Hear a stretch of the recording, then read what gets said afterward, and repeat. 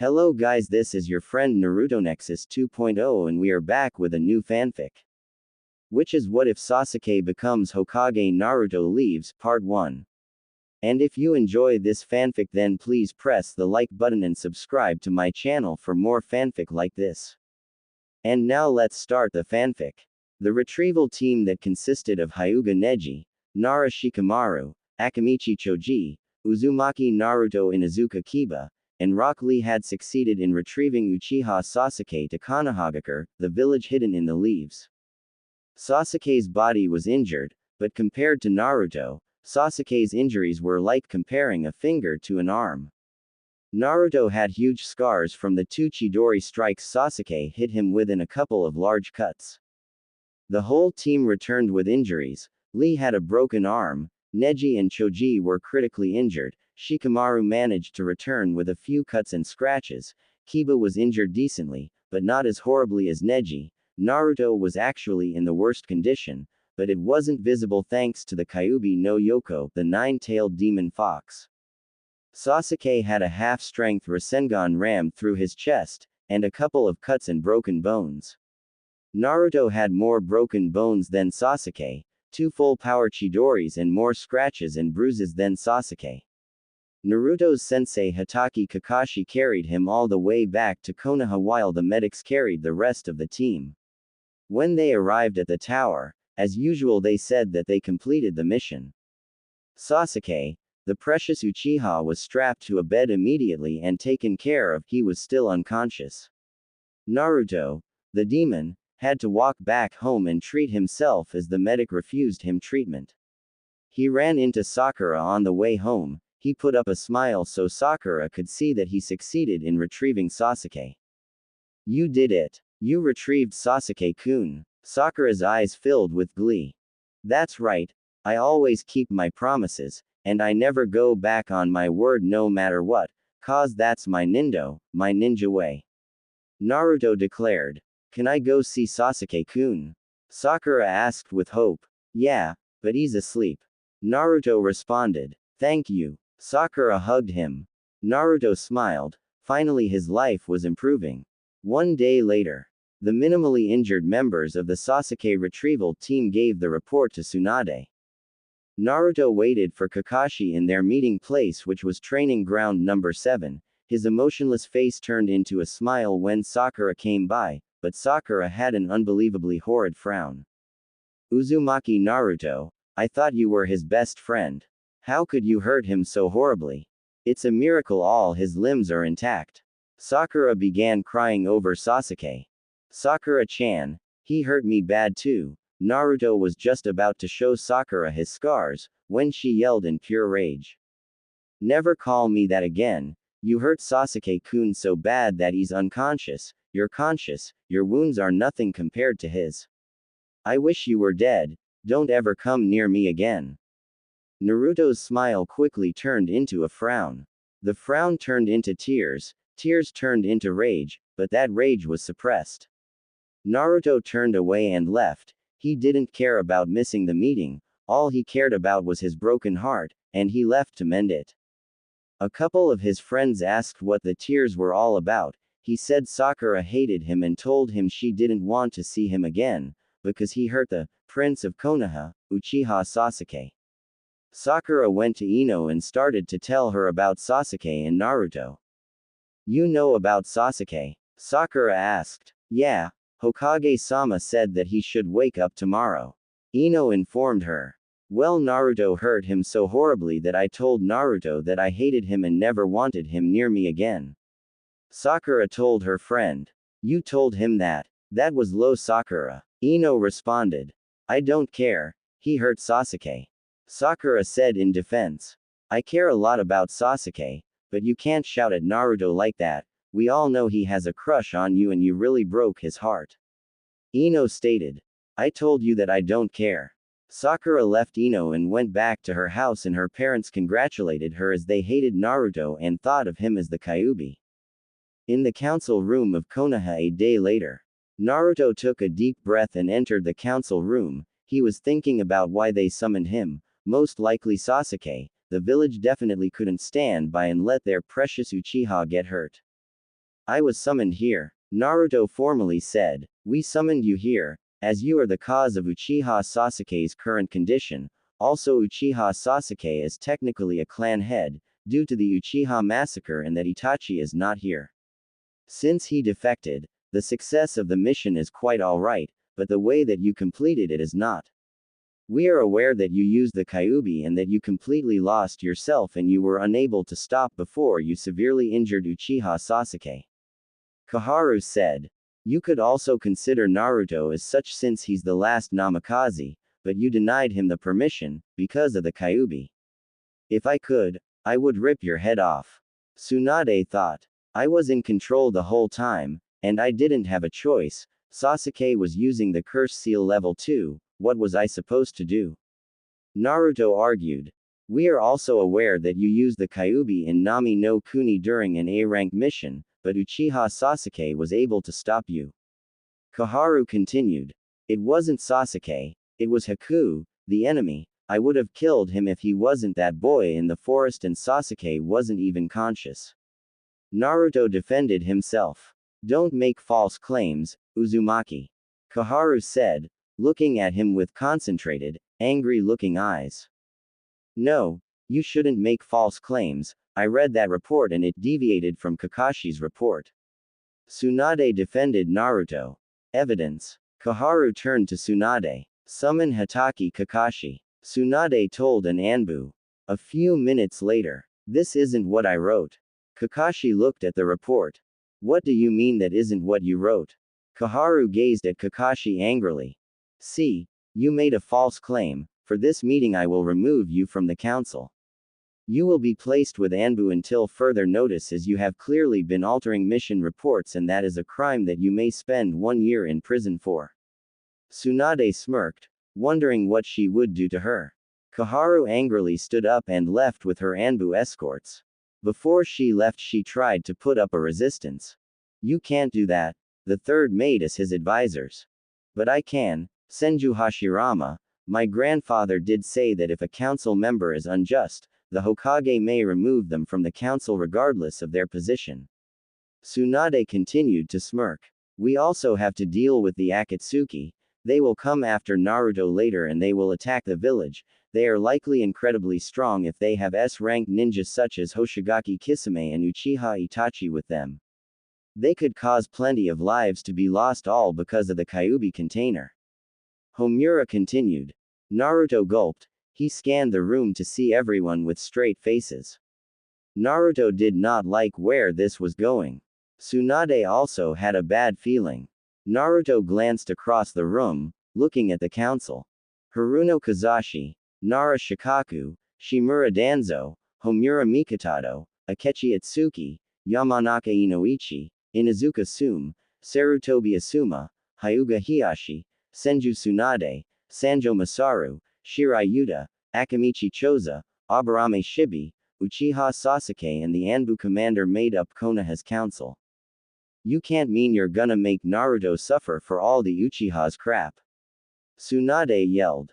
No, but I think we should banish the Kyuubi container to eliminate the possibility of Konoha being in danger against a couple of S-ranked missing ninja that could mean our deaths.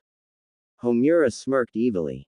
Impossible. I refuse to comply with your idiocy.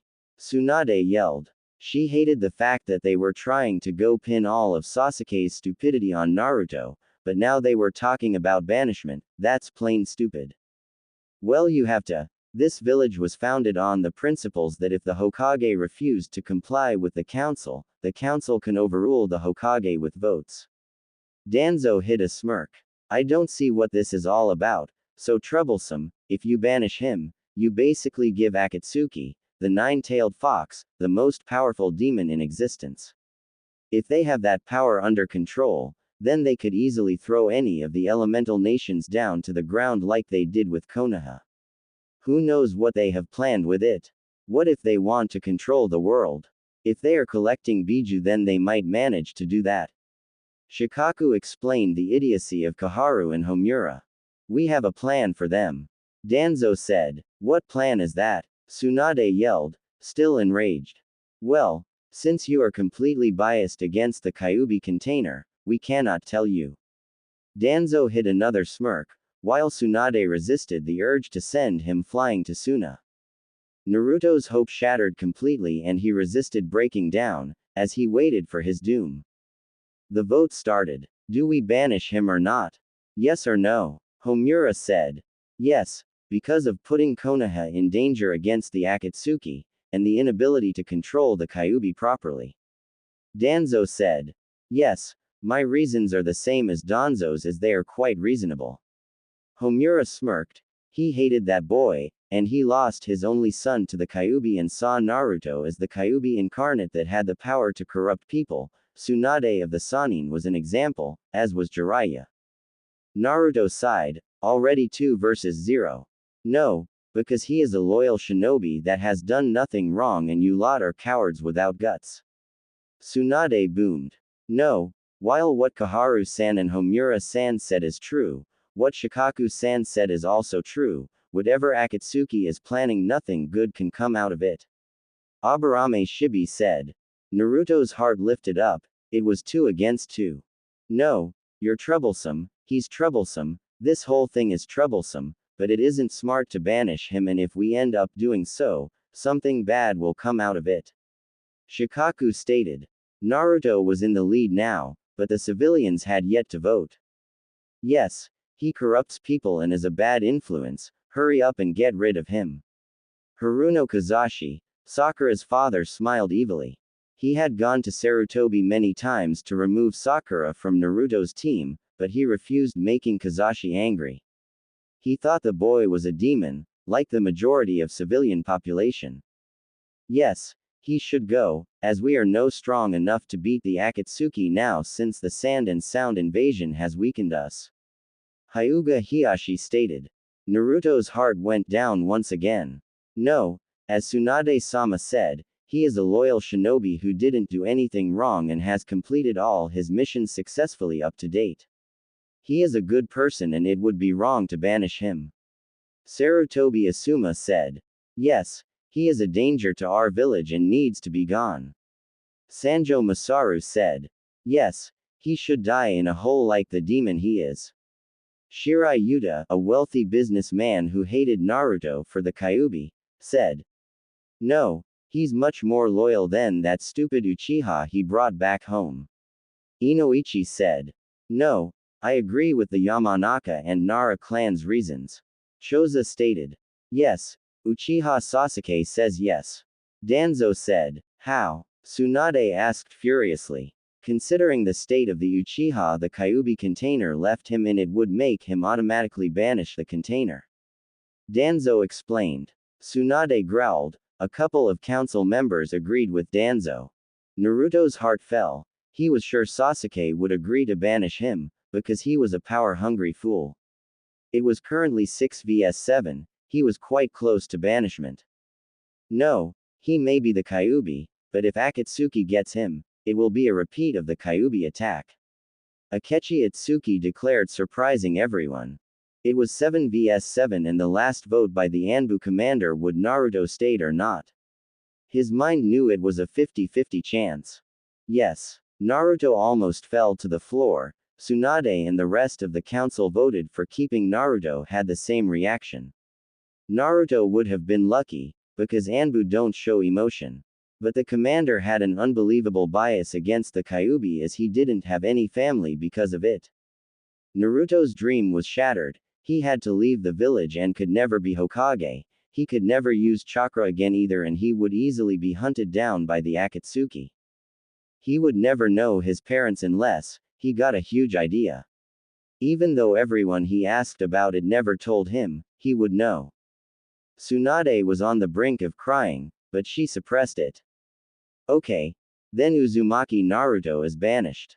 He will leave the day after tomorrow at the first signs of sunlight, where we'll announce his banishment to the rest of his village. Take him and put the chakra seals on him and make sure he can't reveal anything about the village. Homura evilly smiled. Troublesome little craps. Shikaku muttered. Later, Naruto's apartment.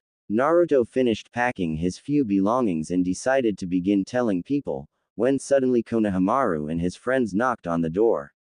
Naruto opened the door. Konbanwa, good evening, Oyabun, boss. Konohamaru enthusiastically said. Sorry Konohamaru, but I gotta tell you something. Naruto gloomily replied. What is it, boss? Konohamaru asked with the same enthusiasm. I've been banished from the village, I can't come back after the day after tomorrow. Naruto stuttered. What? I'll kill whoever authorized this, namely the old Baa-chan. Konohamaru yelled. His friends wore an expression between shock and anger. Calm down, Konohamaru. Naruto placed his hand on the 8-year-old's shoulder. Calm down, how can you be so calm? You just got banished from the village. Konohamaru yelled again. It's because I know there's nothing I can do about it. And you don't need to kill Ba-chan, she didn't want me to go, but the council introduced this thing, where the majority wins. Naruto stated. Naruto grabbed his headband and made a slash on the leaf sign. I'm not a shinobi of this village anymore, tell that to everyone. Naruto told the Konohamaru Corps. The hospital the next day at the morning. What happened and why am I in the hospital? Sasuke groaned. Sakura was at Sasuke's side. That no-name loser called Naruto got banished, Sasuke-kun, caused he hurt you so bad that he was exiled. But don't worry Sasuke-kun, I'm here with you. Sakura shouted in joy. Naruto, banished. I always knew he was a dobi.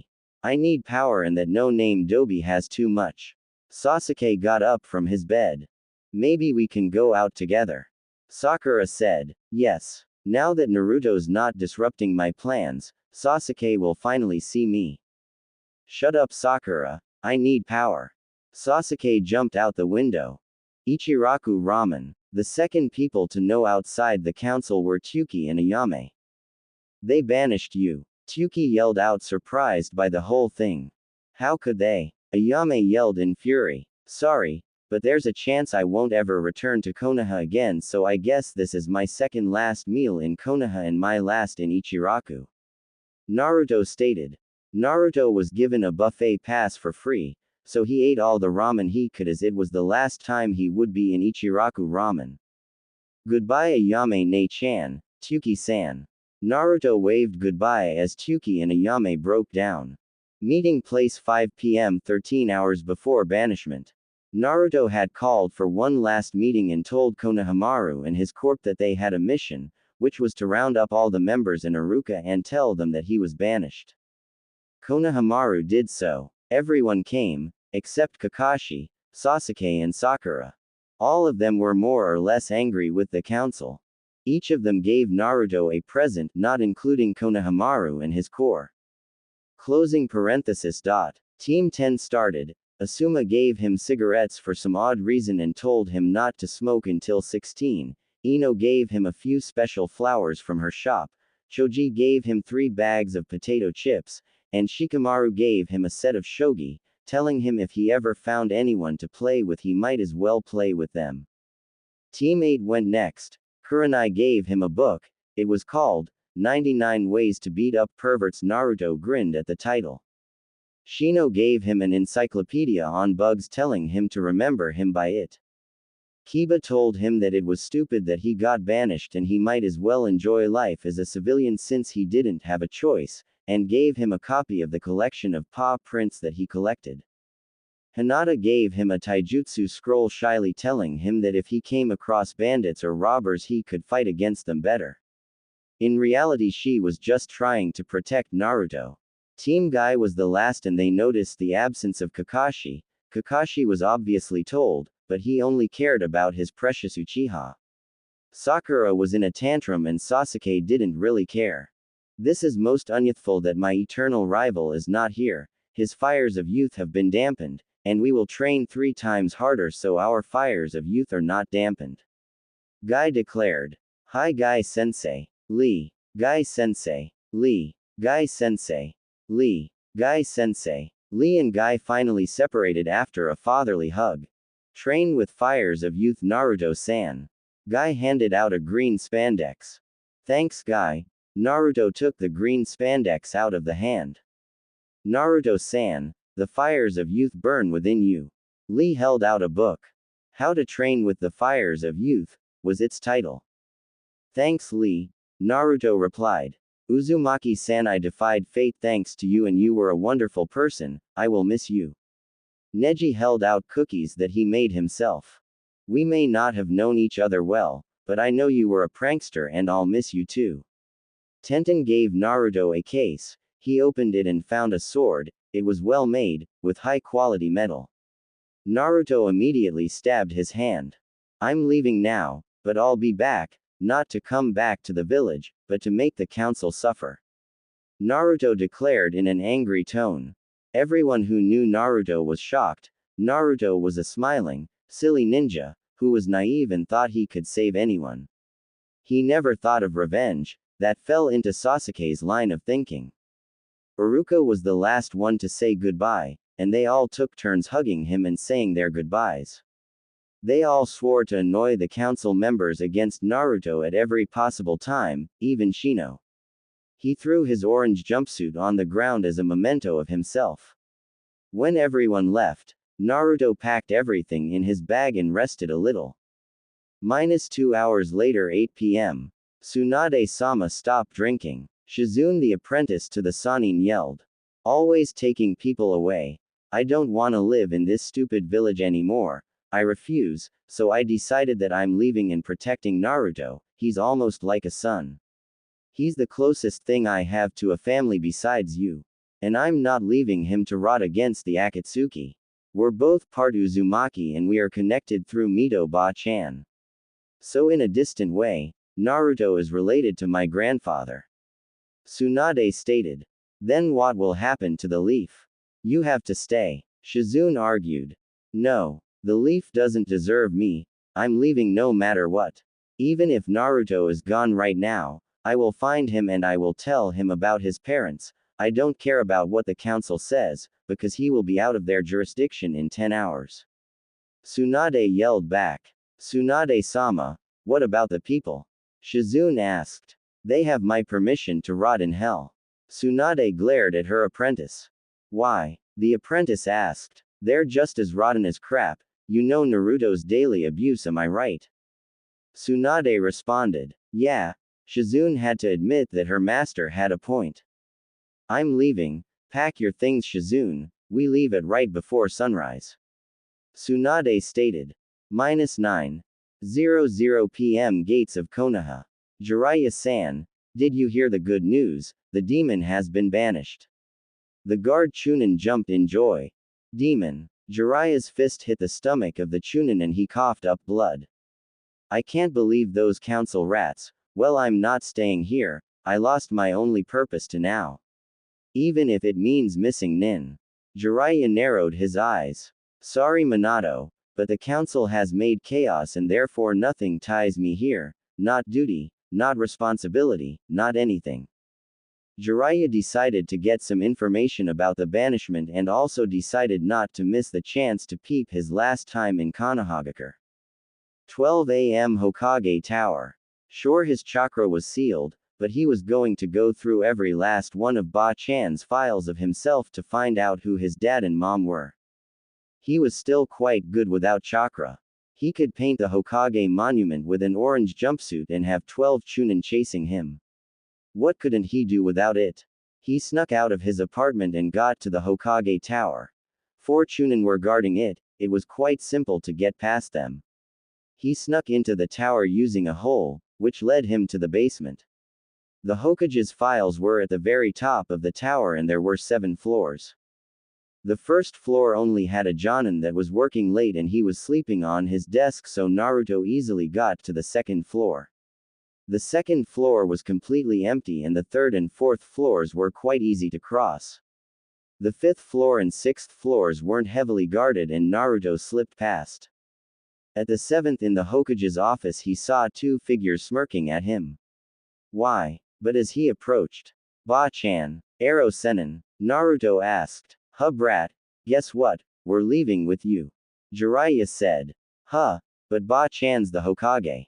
Naruto liked the idea, but then the Hokage would be gone. Screw the village, and all the people. Tsunade said the exact opposite of what she was supposed to say, as the Hokage. What are ya gonna do after you leave the village? Jiraiya asked. I never really thought about it. My original plan was to go to Tazuna and Inari, but now that Ero Sennin's here I can be a ninja. First I wanna know who my parents are. Naruto stepped forward. Parents? Jiraiya was slightly surprised as he thought the lie he gave would shut him up. Flashback. Ero Sennin, who are my parents? Naruto asked. Just go back to your toad training. Jiraiya sighed. No, I will bother you and put posters up about you being a perverted old man and spoil your reputation until you tell me. Naruto threatened. Fine, I don't know your parents. Jiraiya replied. Naruto grumpily turned away. End of flashback. Take this. Tsunade gave him 2 letters. Jiraiya automatically put his hand on Tsunade's wrist. You can't be serious. Jiraiya said. I am. I think he deserves to know. Delaying it would be delaying the inevitable and he'll never get these again tomorrow. Tsunade stated. You win. Jiraiya turned around in defeat. Naruto began to read. He took the letter out of the envelope and began reading the first letter. Son, if you are reading this now, Jiraiya sensei has deemed you ready. I am your father. I don't have much time to write this, but please forgive me for sealing the Kyuubi into you. I didn't have a choice. I can't force another parent to make a sacrifice I can't make myself. And as Hokage I must protect the village. Sarutobi should have taken care of you and Kakashi should have also taken care of you. Jiraiya is out on a large mission and likely didn't come back until you are 12. Since you have this letter, you have permission to take full control of the Namikaze estate. My last wish is that others saw you as a hero who helped defeat the Kyuubi. You are allowed to take the Hiraishin scroll from the estate and the Rasengan scroll, in case you haven't learned it already from Jiraiya. You also have the permission to take the rest of your inheritance, hidden in the same place. To get there simply look for an inscription that says, Skill, in the upper rooms. I haven't told Kakashi that you are my son, but I did tell him to take care of you. I had a great deal of enemies and I wanted to wait till you could defend yourself before knowing. Goodbye, I hope you forgive me someday. Namikaze Minato. The 4th Hokage. Well dad, they saw me as a demon and they gave me a ramshackle apartment. And I didn't get a single ryo of that inheritance. Naruto grumbled. About the first half, the council took it from Sarutobi and spent it as soon as they got their hands on it 12 years ago. Tsunade explained. Being Hokage or ex-Hokage she knew these things. So, aren't you gonna read the second letter? Jiraiya questioned. Naruto growled at him and simply started reading. Sochi, if you are reading this now, the unforgivable pervert, Jiraiya has deemed you ready to read. Like Minato, I don't have much time to write this either. I wrote this in case of my death at the hands of the Kyuubi. Unlike Minato, I'm not naive and I know that you will be treated like dirt and you will be scorned by the villagers. I can only hope that Kakashi and Sarutobi can give you a comfortable home. You might not have any friends, because the hostility of the villagers, but I know that there are a few people who are reasonable and aren't hostile. Among those people find a few friends that you can really trust. If things get out of hand and the council members force you out of the village, use Uzushiogakure as a temporary refuge, or the ruins of it at least. Long ago the Uzumaki clan built a strong refuge in time of natural calamity, but there was an earthquake which wiped Uzushiogakure off the map. No one except me made it there, but we were short of everything and I was scared. I was only 8 years old then, and everything was gone. I made it to Konoha and they took me in, since I was a member of a dead clan as far as they were concerned. I would love to write more, but I'm running out of time. As I said, go to Uzushiogakure at some point and claim your legacy. Uzumaki Kushina. Of the Uzumaki clan, I have a plan. Naruto began explaining his plan. I will go, and thank you mom. -2:00 AM Namikaze estate. So we're here, now what? Jiraiya stared at the huge dusty door. We sneak in. Tsunade suggested. No, that won't work, Minato was too good for that. Jiraiya stated. I'm a Namikaze so this should work. Naruto took out his sword and stabbed himself and put his blood on the seal. Good work. I forgot that I was allowed in the Namikaze estate, so I could have done that too. Jiraiya said. No, you couldn't. Minato hated unexpected visitors and would always adjust the seal, and he probably adjusted the seal again to make sure you couldn't get in. Tsunade stated.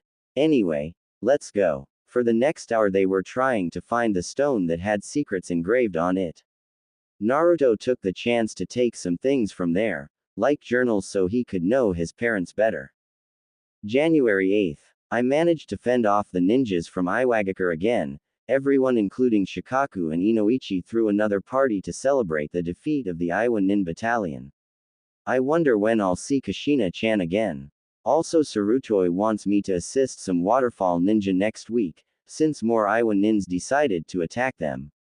January 14th. I successfully defeated some rogue ninja trying to steal food at camp. They were easy to beat.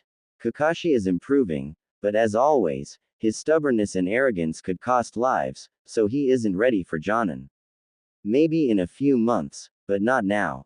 January 25th. I'm the Yellow Flash now for some reason. All my peers are calling me that ever since I killed 300 Iwa Nins at the fortress. I don't even like that name. In Kushina-chan's letters she calls me Hedgehog, and that's bad enough. Yellow hedgehogs don't even exist. Another party was held, due to my birthday. March 11th. Finally, after 9 months at the battlefield, I can see Kushina-chan again. My forces met up with hers as backup in the ruins of Uzu no Kuni as a staging point against the Rock Nins. Naruto flipped a couple of pages. Today was a horrible day. Obito died, Rin went into depression, and Kakashi got his eye slashed and replaced with the Sharingan. I respect the words of Obito. Those who abandon the rules are scum, but those who abandon their comrades are worse than scum. Obito, huh? He seems like a good person. He's way better than Hatake will ever be. Naruto snarled. Here's mom's journal. February 2nd. Found out I'm pregnant. I'm pregnant. The doctor said that it was too early to know whether it would be a girl or a boy, but I don't really care right now. But wait. In 5 months I'll only be allowed to do D ranks. No. Naruto looked at a picture in the photo frame. There were 2 people within it. One had red hair that was so long the end couldn't be seen in the picture, and the other had spiky hair like him, but he had chin-length bangs. They looked so happy together. It was a shame they died. Found the place, Naruto. Hurry up and get here. Jiraiya yelled. Naruto stuffed the books into a bag he brought for grabbing things that actually belonged to him. Yeah. Naruto stared at the stone inscription. Hurry up and stab yourself and trace it with your blood. Tsunade said. Okay. Naruto did exactly as he was told, and the inscription lighted up and the stone tunneled into the ground, leaving a pathway. The 3 followed the pathway until they came to a dimly lit room with 2 pedestals and a chest. The chest contained 250 million ryo in cash, and there were 2 scrolls on the pedestals. Naruto snatched the Hiraishin scroll, but left the Rasengan scroll, as he didn't need it. How do we fit all the money? Tsunade asked Jiraiya. We stuff it into our bags, of course. Naruto answered. Hold on, brat. You might fit 50 million ryo in there, but the rest is going to be sealed into my scroll. Alright, pervert, but if you spend a single ryo, you'll wish you never existed. Tsunade glared. Now all we gotta do is pack our things and head to Uzushiogakure. Jiraiya said, leaving the box empty. Let's get out of here. Tsunade said. Brat, let me remove that seal. Jiraiya bent down to Naruto's level. When Jiraiya finished removing both Danzo's tongue seal and the chakra seal, they had no further business doing anything here. So they all simply left the estate hanged, in case anyone saw them on the street. Gates of Konoha, 4:30 a.m. Are we all set? From here on out we are missing ninja. Tsunade told her apprentice. Are we gonna do what we did last time? Shizune asked. No. We're never coming back here unless we are Kage, and it's obligatory. We have a destination, Uzushiogakure, the land of whirlpools. We also have to train Naruto, because of the Akatsuki. Tsunade explained. Let's go. Naruto whispered. Looking at the sky, he could tell the sun was rising, thanks to the light in the sky. He didn't want to be there for the banishment. You heard the brat. Jiraiya began pushing the great gates when they saw Azumo and Kotetsu approaching. Stop it. You have to wait till the banishment ceremony. And what are you two doing here, Jiraiya-sama, Hokage-sama? Shit. Move it, Jiraiya. Tsunade pushed her teammate out of the way and forced the doors open. Stop it, Hokage-sama, you are not allowed to leave the village. Stop or I will call the Anbu. Kotetsu shouted. Kage Bunshin no Jutsu, Shadow Clone Technique Naruto, sensing the danger, catapulted himself through the gates and into a huge forest. Damn brat left us to fend for ourselves. Tsunade groaned. A couple of Anbu surrounded the two Sannin. Surrender now and you will not be hurt. The Anbu leader said. In your dreams. The Sannin began to fight them. Kaden. Enden fire release. Flame bullet. Jiraiya spat out a large fireball while Tsunade punched the leader into the ground, making him break a couple of bones. What chance do we have against two Sannin? One Anbu said, making the rest flee. If I know the kid, he's already pretty far from the 5-minute head start, and if he went by catapulting himself then he didn't leave a scent. Jiraiya informed his teammate. We gotta find him, we have the map to Uzushio. The three left to find Naruto. The Great Forest 4:40 a.m. Naruto sat down to rest and sent a few shadow clones to guard the area, when he and his shadow clones sensed 3 chakra natures. Then he saw 2 figures. Damn it, Ba-chan, Arrow Sennin, hurry up and find me, I won't manage against 2 Akatsuki members. Naruto, come with us. Itachi spoke to the figure carrying a big backpack. In your dreams. Kage Bunshin no Jutsu, Shadow Clone Technique, Naruto created 80 clones so Itachi couldn't risk using Tsukuyomi or Amaterasu. Kisame and Itachi dissipated all the most of the clones until they were striking at the real one. I'm finished. Sorry mom, sorry dad. Just as Itachi was about to strike at Naruto with a kunai, the whole area illuminated and Itachi was hit by a huge lightning bolt that nearly killed him. The same happened to Kisame. They fled. A person appeared after the light faded. The person had brown hair that was spiky and he had custom body armor with a shiny katana. Telling by his face he was at least 40 years old. Who are you? Naruto hesitated to ask thanks to the overpowering aura around him. No, who are you? Judging by your techniques you are likely a ninja, but no forehead protector, meaning that you are exiled and you got rid of the chakra seal. The man said. I'm Namikaze Uzumaki Naruto. Naruto answered, still scared. That was because he didn't know the man and he was so powerful he would likely wipe the floor with him. I'm Kazuki, the man replied. So what's Minato's kid doing outside of Konoha banished for some reason? Kazuki asked. You knew my dad? Naruto asked. Yup. Minato went to the academy with me. Kazuki replied. Then aren't you supposed to be with Bastard Leaf? Naruto asked a question. No. I supposedly died in the Third Shinobi World War. Kazuki explained. Why didn't you go back to the Leaf? Naruto asked. I didn't want to. I was healed by a traveling medic who was quite good at medical ninjutsu, and she was also a young one, around 30 years old.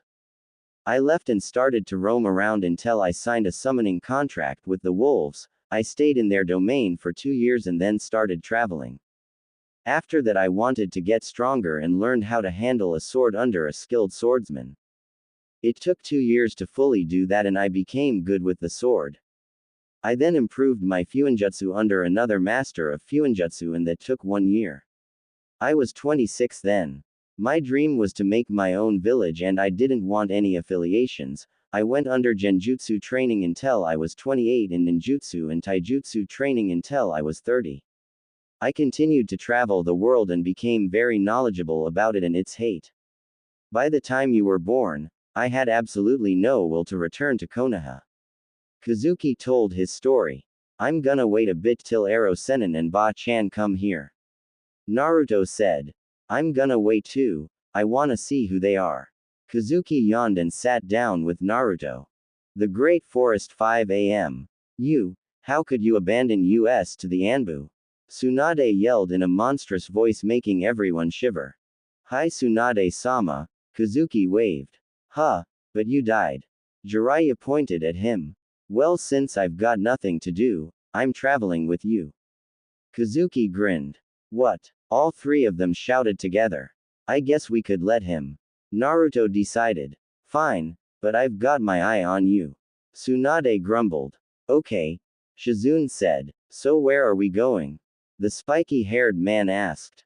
Uzushiogakure. Why would you go there? It's gone. Kazuki asked. To make it our refuge, I plan to make a new village over there, which outshines Konoha. There won't be any secret organizations or anything bad. Naruto explained. A naive dream, but it might work if we take our time. Kazuki said. Konohagakure 7 a.m. So Tsunade left. Danzo muttered, looking at the Anbu reports. He tried hard to suppress a grin that came to his face, but he failed. I will be the Rokudaime then. -8:00 a.m. Training Ground 9. Naruto's gone, was all on Kakashi's mind. The Dobi ran away, what a hypocrite. I'll never run away. Sasuke spoke. That demon got what he deserved. Sakura growled. Don't get so happy, Sakura. Tsunade-sama and Jiraiya-sama went with him. That means Konoha just lost two extremely valuable shinobi. Kakashi said. Damn it, I was planning to make her train me. Sakura scowled. Konoha lost the Godaime, so now it needs a Rokudaime. Kakashi spoke. It seems that the precious Uchiha was discharged like nothing happened. Neji voice was heard behind the three. Sakura grumbled. Sasuke glared and Kakashi didn't have an expression. It was truly unyouthful to banish Naruto-san. Lee and Guy said together. I also think that banishing Naruto was bad. Tenten spoke. You know who the source is. Neji glared at Sasuke. You are partially to blame, because if you never ran away to Orochimaru in pursuit of your stupid power, then Naruto wouldn't be gone. Neji continued speaking. You're as much as a Dobi as Naruto is, the only thing that matters in this world is power. Sasuke stated. Everyone except Sakura glared at Sasuke. Sasuke, don't go overboard, was all Kakashi could say. And you too, Hatake and Haruno, you didn't care about Naruto enough to attend his last meeting where he said goodbye to all of us. Neji finished. I had to. Kakashi began. Save your excuses, Hatake, your sensei would be ashamed of you. Neji turned away and left. It was most unyouthful of you to do so, you have much too little youth to be considered my rival. Guy told him disappointedly. Your team is too unyouthful. Lee said and left. Hatake-san, you should have at least said goodbye to Naruto. Tenten voiced her disappointment like the rest of your team. Kakashi hoped that he wouldn't get a bunch of lectures and anger directed at him later on, but that was not to be. Later that day, 10 a.m. Kakashi, maybe you aren't cut out to be a Jonin instructor. Asuma told him. Yeah, what kind of teacher plays favorites like that? You made it clear you hated Naruto, the only thing you taught him was tree climbing. And that was because you were forced to, as a team of Genins must learn tree climbing on their first mission outside of the village. You taught him nothing of your own free will, maybe you should just go back to Anbu. You taught the Uchiha your favorite technique and a couple of jutsu. And you taught the civilian how to do genjutsu, you only taught them their strengths, what the hell? Kurenai finished throwing her anger at Kakashi.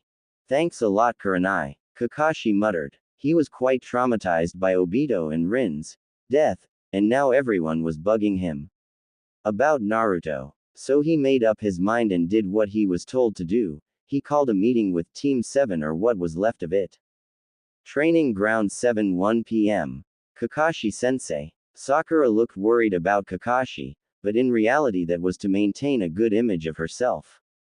Listen, I'm quitting Team 7. Kakashi's words shocked Sakura. Sasuke didn't really care though. That's it, Sasuke said. No, before that I'll say that I'm sorry I failed you as a sensei. Kakashi apologized. Yeah, you better be sorry, you didn't teach me a single useful jutsu. Sasuke said. I should have known you were an ungrateful little child. Kakashi was somewhat furious that Sasuke called the Chidori useless. What did you call me? Sasuke bursted out. Kakashi groaned and left. Hyuga Mansion 9 p.m. Father, I heard you were part of the group who banished Naruto. Why? Hinata asked without stuttering as she was given courage by Naruto. He was a weak fool with too much emotion and Konohagakure would be a lot better off without him in the village and your stupid crush turned you into a weak pathetic little idiot. Hiashi scolded Hinata. Hinata started crying and then she stabbed her hand, much like Naruto, swearing to get stronger and to make her father eat those words. Neji came in and asked the same question to his uncle. His uncle simply said that he put Konoha in danger. When Neji asked how, he was denied an answer. Neji saw the blood on Hinata's hand and asked her what it was. He was given this answer. Hinata said that she vowed to make her father eat the words that Naruto was a weak fool. Hinata ran off to find someone to train her. A few days later, we're finally here, Uzushiogakure. -8 years later. Naruto had been missing and out of trace for 8 years, so had Tsunade, Shizune and Jiraiya. Konoha hadn't exactly flourished in that time. All the countries like Nami no Kuni, the Wave Country Cha no Kuni, the Tea Country, and Yuki no Kuni had cut ties with Konoha, because Naruto was banished. Meanwhile Uzushiogakure had flourished to a great extent, where it became a great village, at the very least as big as Konoha when the Yondaime Hokage ruled it.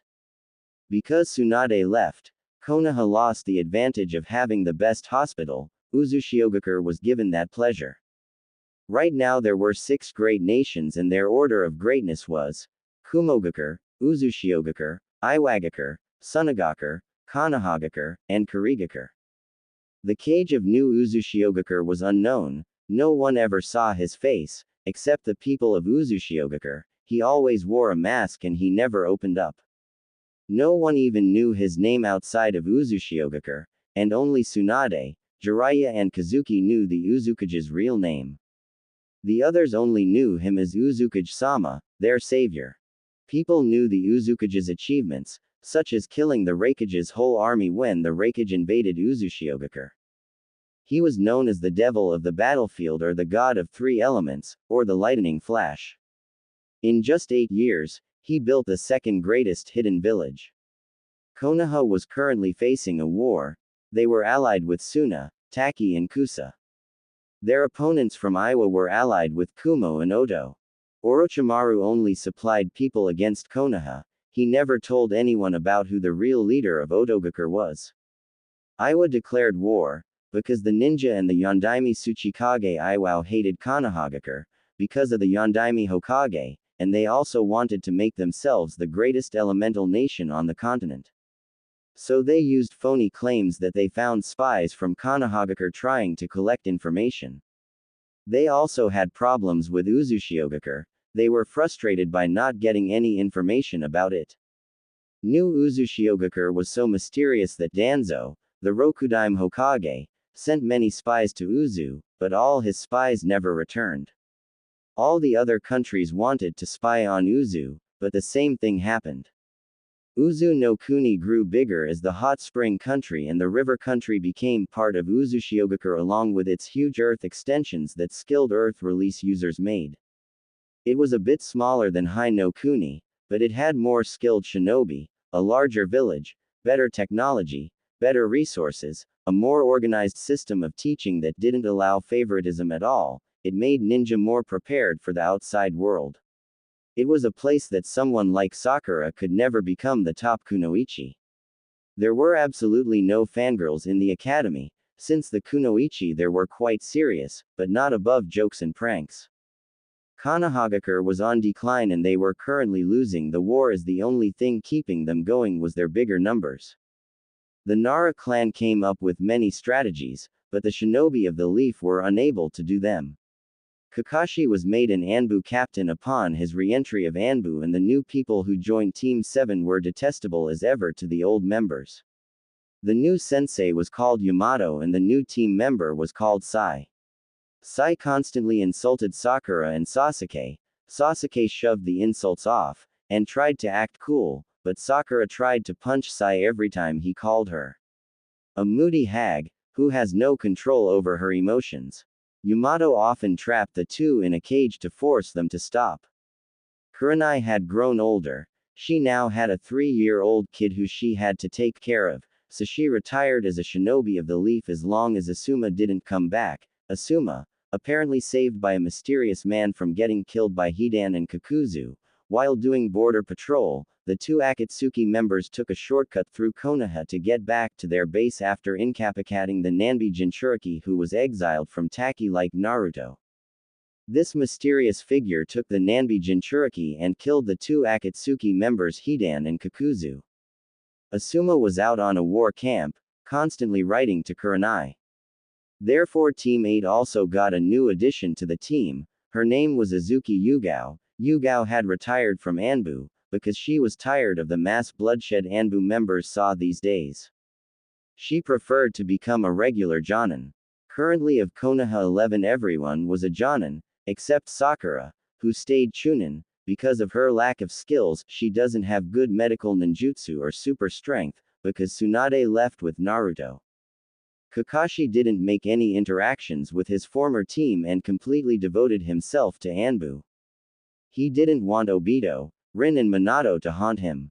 Obito, because he would call Kakashi an enormous hypocrite, because he did abandon Naruto. Minato, because he ran away from his responsibilities to take care of Naruto as Minato had requested. Rin, because she naturally would that Kakashi for all his actions, especially not even saying goodbye to Naruto and favoritism.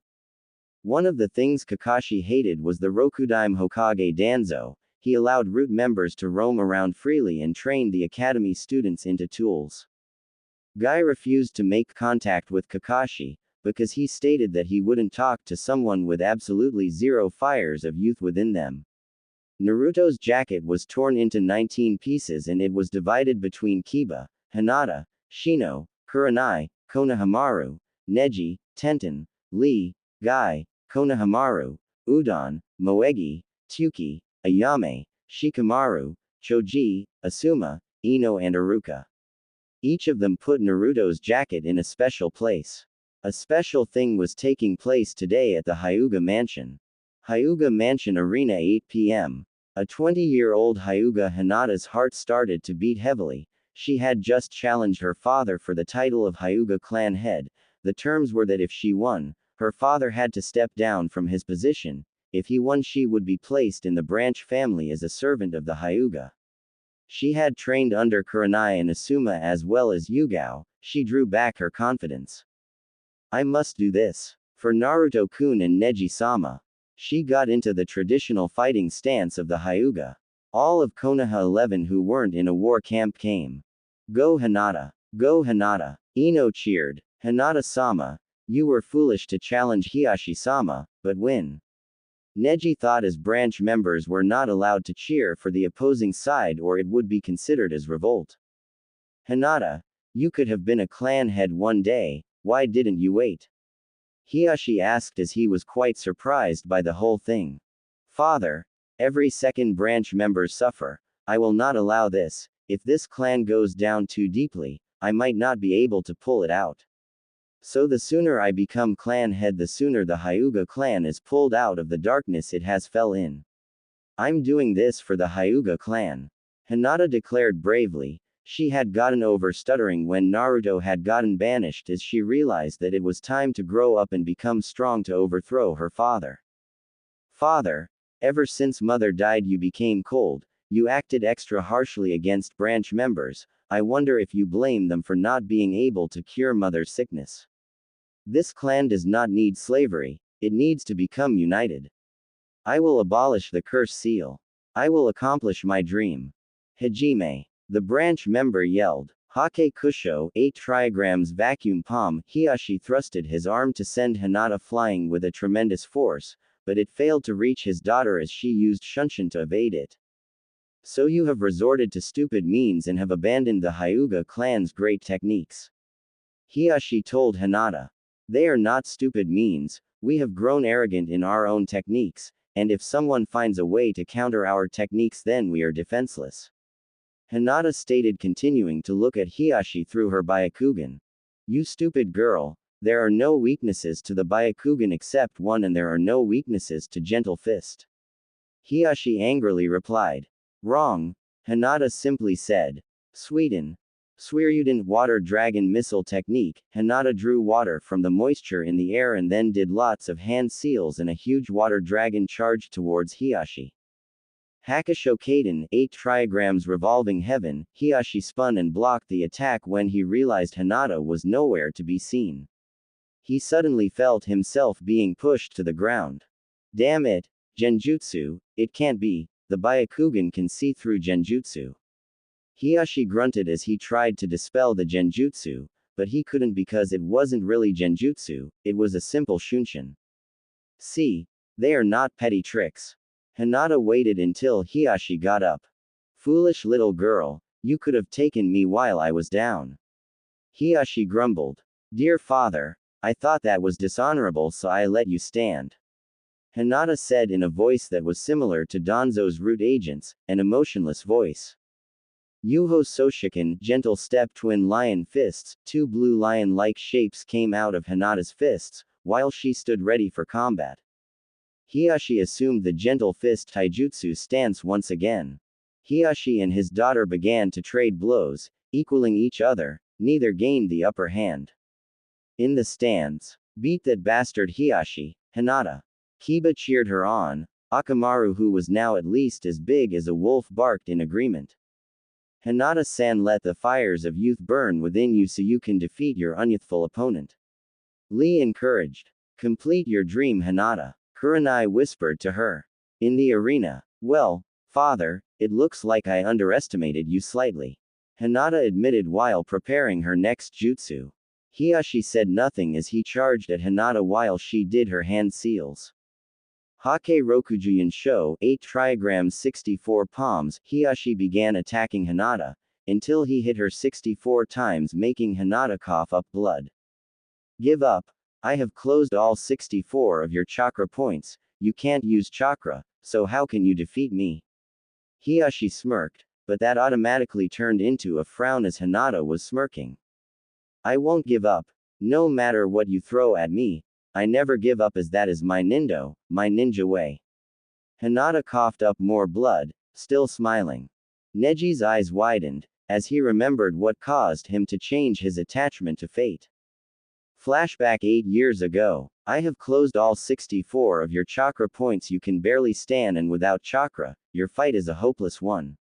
I won't give up no matter what you throw at me, that's my nindo, my ninja way. I'm not attached by fate like you. Unless you find something precious to protect, you'll never grow strong. Why don't you give up? Because I was called a failure, and I'll prove you wrong. How? You shouldn't be able to use chakra. Quote, I'm not attached to fate. I flunked the academy test 3 times. If a failure like me could do this, imagine what a genius like you could do. End flashback. Why don't you give up? Without chakra, your fight is a hopeless one. Hiashi waited for something to happen next. I will win, because my will to win is stronger than yours. Hinata shouted as she started to gain increased chakra. How? You shouldn't be able to use chakra. First gate. Kaiman Kai. Second gate. Human Kai. Sweden. Kaminami. Water release. Divine wave. Hinata summoned an enormous wave that soaked the whole arena and hit Hiashi at point blank range, nearly killing him. The medics quickly grabbed him and started to heal him, and they then put him on a stretcher and stopped him from bleeding, because he bled when he hit the ground. Without that quick medical attention he would have definitely died. Hinata-sama is the winner and the new head of the Hyuga. The branch member announced in joy. You did it, Hinata, I'm proud. Kurenai congratulated her. Go Hinata, you're awesome. Kiba shouted. Mom, that girl with purple-blue hair is cool. Kurenai's son said. Yes, she is. Kurenai smiled. Danzo, the Hokage, frowned. He had expected that girl to lose, and with this he lost the support of the Hyuga. Hinata was so happy. She won. It took all of her chakra to do that attack. The power of the 8 gates took their toll on her and she passed out. I wonder how Hinata-sama managed to counter the effects of Gentle Fist. I must ask her about it later. Congratulations, Hinata-sama. But how will you remove the curse seal? The elders don't even know how to. Neji frowned as they would need a skilled fuinjutsu master such as Jiraiya of the Sannin, but he left with Naruto. 3 days later, Kakashi, who was on the war front, opened a letter. News from the Leaf. A girl from the main house called Hinata challenged the Hyuga Council head Hyuga Hiashi. The girl had amazing ability and was able to counter the Gentle Fist through unknown means and unleashed an S-rank jutsu at the end, putting Hyuga Hiashi on the verge of death. She is now the new head of the Hyuga clan. Good for you, Hinata, good for you. Kakashi thought as he went to sleep. Konohagakure. Konohamaru was the fastest improving person in all of Konoha. He became Jonin at 15, Chunin at 13 and Genin at 11, hardly anyone advanced to Jonin at 15. Kurenai, known as the Genjutsu mistress of Konoha, did not advance until 26. Asuma, advanced at 20, and Guy managed to make Jonin at 17. Of this generation's elite Jonin, he was only beaten by Kakashi, who advanced at 13. He didn't bother wearing the Jonin vest, since he hated it. It was an offense to the current Uzushiogakure to have them wearing their village symbol on their vests, since he learned about Uzushiogakure and managed to find out that Konoha denied them in their times of need. He began to hate his village more and more, but knew there was nothing to do besides wait for the next Hokage, who he just hoped could change the village. So he pushed himself to his limits every day, trying to make himself the next Hokage. Sasuke made Jonin at 17. He was an arrogant bastard as always, thinking everyone in Konoha was inferior to him. He now had a Mangekyo Sharingan. He began to hate Sakura more and more and considered her nothing more than a weakling. Sasuke became rather unhappy. 1 year after Naruto's banishment, since he discovered that the Dobi was his greatest challenge and it was his fault that he grew stronger. Sakura, on the other hand, was happy Naruto left, as she considered him the only obstacle between Sasuke and herself. However, she discovered that Sasuke still didn't even consider her a friend, so she kept trying, but all her attempts failed up to date and she is still trying. The Hokage's office, 11:30 a.m. a week later. I am assigning you to an S-rank mission. You are to find out information about Uzushiogakure, such as their technology, their food supply, anything. Your squad leader is Yuehi Kurenai, and you will leave tomorrow. Danzo assigned them their mission. Hokage-sama, who will take care of my child? Kurenai asked. Asuma is coming home in a few hours. I have informed him of everything. Danzo stated. I understand, Hokage-sama. Kurenai said. You are all dismissed. Danzo said. Shino, Sakura, Kiba and Kurenai left the office.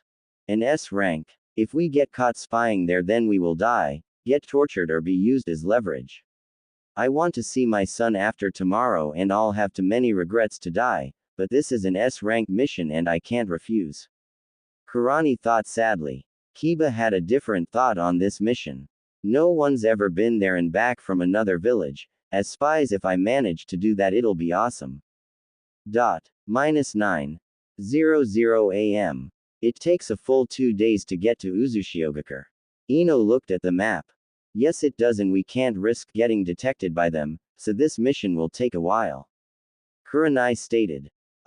We have to do stupid things like running around the borders then. Kiba groaned. Shut it, dog breath. Sakura yelled. It is logical that you do not get your temper any higher than it already is. Shino said. What did you say? The cherry blossom yelled. Shino, just leave her. Kiba told his friend. We have to get moving. Kurenai started to run toward the direction of Uzushiogakure. A few hours later. We'll eat lunch over here. Kurenai stopped at a restaurant. You know, Sakura, what if the Uzukage is like the ghost of Naruto, and we get captured before we see anything? Then he'll probably just let us out blindfolded and keep torturing you, because you called him a demon and stuff. Kiba joked. Dog breath, One more time you annoy me and you're as good as dead. Sakura raised her fist to indicate she was serious. Oh please, you're just a lowly chunin, you can't threaten me. Kiba mocked her. You are dead dog breath, dead. Sakura charged at Kiba. Swap it you too. Kurenai ordered. 1 day and 12 hours later 6 a.m. Border of Uzu no Kuni. Remember the plan. Sneak into the border without drawing attention, then listen to gossip in towns surrounding Uzushiogakure and find out as much as you can. Then if you can find out a way into Uzushiogakure we do that and see the town, collect as much information as you can. Kurenai told her team. Alright, Akamaru, ready for this, if we're not careful it could mean our deaths. Kiba told his partner. Akamaru gave out a low growl and looked at the border. Shino scouted the area ahead with his bugs, but found nothing. Kurenai simply looked ahead since she had nothing else to do. Sakura looked around. She only saw a typical row of buildings, and some high walls. Kurenai-sensei, is this it? I can't even see any border patrol here. Kiba said. My bugs detect no lifeforms in the area ahead. Shino informed. Something's wrong, be on your guard. Kurenai casted a genjutsu that made the whole team invisible and the group started to slowly and stealthily approach the border. They scanned the area, and figured that there would be traps on the walls so they moved inside the building, using everything they could as cover. Then they suddenly approached a large corridor. They slowly walked through it, but they were unaware that a camera watched their every move. Uzushiogakure, a 6-foot-tall blonde had woken up just a few minutes ago. He brushed his teeth, and checked the borders. Then he saw his former friends and their sensei approaching on his screen. He looked through the video cameras, he looked at the way they approached the building and moved through it. It would have worked with other buildings, but Uzushio's border didn't even need manpower to keep it safe. The camera was trained to recognize the identification seals he put on all the members of Uzushiogakure so they wouldn't attack them. They attacked all other people who dared enter the border with all kinds of weapons, they were all non-lethal though. Naruto knew he would have to use manned border patrol instead of his cameras and robots once the technology of Uzushio was discovered, but not before that. Well, time to go meet them. Naruto put his headband on and shoved his mask on, and got dressed. Border. The 4 people were walking across the corridor, when suddenly a great blast of electricity fried Akamaru by surprise. Kiba's dog struggled to get up, but failed. Akamaru. Kiba yelled. The door to Uzu and the way back outside had shut, they were trapped. A large amount of knockout gas was released and all of the Konoha ninja passed out. I expected them to last longer. The Uzukage said as he teleported all of them to the hospital and applied chakra suppression seals on them. Uzushiogakure, hospital. Kiba slowly opened his eyes, seeing himself on a bed in a hospital. Akamaru was by his side. Where am I? Kiba mumbled. You are in Uzushiogakure no Sato, trespasser. I would like you to state why you have trespassed into our country. The medic told the Inuzuka. I won't tell you ever. The Inuzuka replied. Very well, but our best medic can easily get that out from you. She does not play nice so you may want to answer, it is better than facing her torture. The medic said. I'll never bark, you'll have to make me spit it out. Kiba growled. I see. The medic said to the Konoha ninja. She was still staring at him in a completely straight way, not frowning, not smiling. She had brown hair tied in a ponytail and wore a white shirt. Kiba couldn't see the lower part of her body, not like he cared. He wondered what happened to his sensei and his teammate. He didn't care about the pink-haired fangirl. He was thinking about them until he saw Shino and Kurenai across the room. Asami, Uzukage-sama wants to see the trespassers. A medic in a black vest said. Understood Yun-sama. 5 minutes later. How are you feeling Konoha ninja? A deep voice asked the Inuzuka. Not good, thanks to you. We're missing ninja not Konoha ninja. Kiba tried to act. You think I would not recognize the genjutsu mistress of Konoha, the great bug of Konoha, and the great fang of the leaf. I might not recognize the pink-haired girl, but since she was in your squad, I can also safely assume that she is with you. Also, I highly doubt that you would be missing ninja, even though you have no headband or identification. I really don't think ninja of your caliber would defect so easily. I also know that you are very loyal to your village, therefore you are here to spy on Uzushiogakure. The voice came closer to Kiba. He saw a man wearing a mask, and the traditional cage uniform with the kanji, whirlpool. The only things he could actually clearly see about the man were his blue eyes, and his muscular build. I will see your teammates now. You will be placed into a containment cell until further notice. The Uzukage left Kiba. A couple of people wearing steel masks with black armor dragged Kiba to the containment cell. With Sakura, Haruno Sakura slowly opened her eyes and glanced around the place. She was in an area with wooden tiles and many beds. She quickly figured out it was a hospital. A man was standing before her, with a cage-like hat, so she decided that she was in Uzushiogakure, in the hospital, and the Uzukage was standing in front of her, waiting to interrogate her. No, that's stupid. Why a cage of an important village waste time on us? He'll probably send his underlings to do that.